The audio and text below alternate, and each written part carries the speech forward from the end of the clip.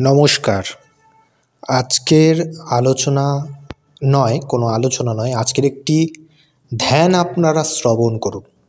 এই ধ্যানটি অত্যন্ত গুরুত্বপূর্ণ এবং অত্যন্ত সুফলপ্রদ, অত্যন্ত শ্রীফলপ্রদ এবং বিষ্ণু কৃপা, শ্রীলক্ষ্মীর কৃপা তার ওপর বর্ষিত হবে। এই ধ্যানটি আপনারা শ্রবণ করুন এবং যারা যারা পাঠ করতে চান তারা পাঠও করতে পারেন। আসুন আমরা সেই ধ্যানটি শুরু করি।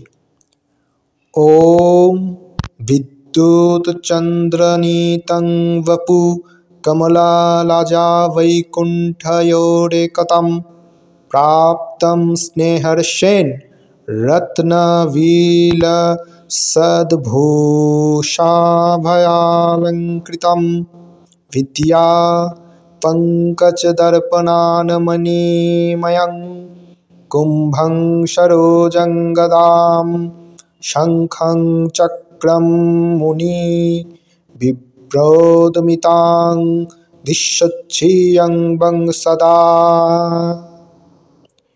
এর অর্থটি কি দেখুন। বিদ্যা, লক্ষ্মী ও চন্দ্রপ্রভ বাসুদেব উভয়ে স্নেহ বলে যেন একতা প্রাপ্ত হইয়াছেন। বাসুদেব নানাবিধ রত্নভূষণে বিভূষিত, লক্ষ্মীর হস্তে বিদ্যা, পঙ্কজ, দর্পণ ও মণিময় কুম্ভ এবং বাসুদেবের করে গদা, পদ্ম, শঙ্খ ও চক্র আছে।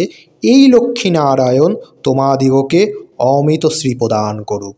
অর্থাৎ এই ধ্যানটি যিনি পাঠ করেন এবং এই ধ্যান যিনি শ্রবণ করেন তিনি অমিত শ্রী প্রাপ্ত হন শ্রী লক্ষ্মীনারায়ণের থেকে।